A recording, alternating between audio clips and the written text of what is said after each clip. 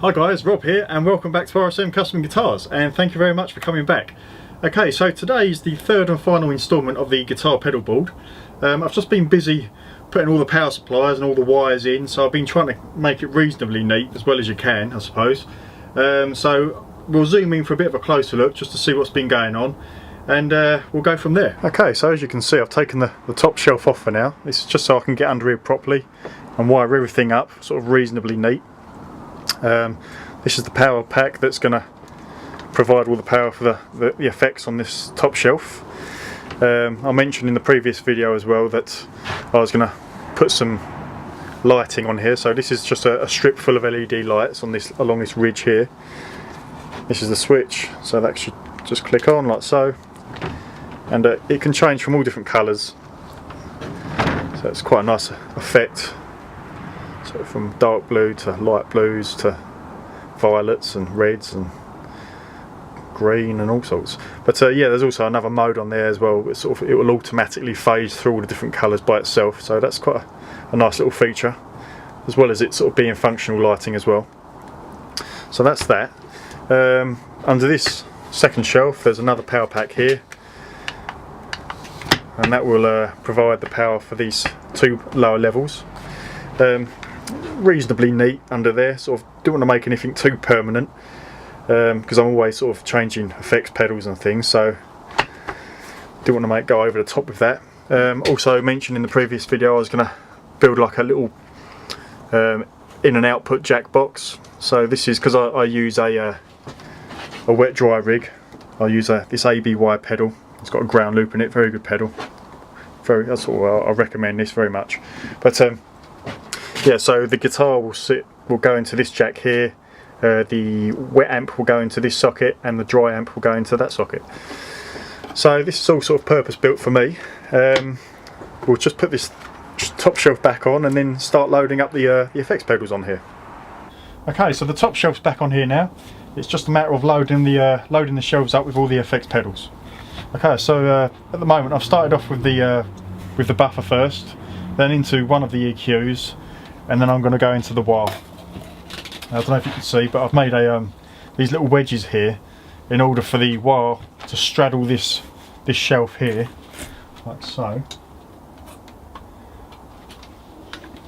So it won't actually interfere with this at all. This clicks exactly where it needs to be on here in order to get the lid back down.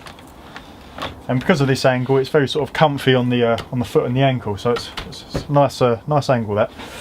Okay, so after that I'm going to go into a sustain. Basically these two lower levels are going to be going from clean into overdrive, into some distortion and some boosters. So that's going to be those two lower levels, and the top shelf is all my modulation and reverb. So yeah, without too much talking, I'm just going to get on with this now and show you the final outcome.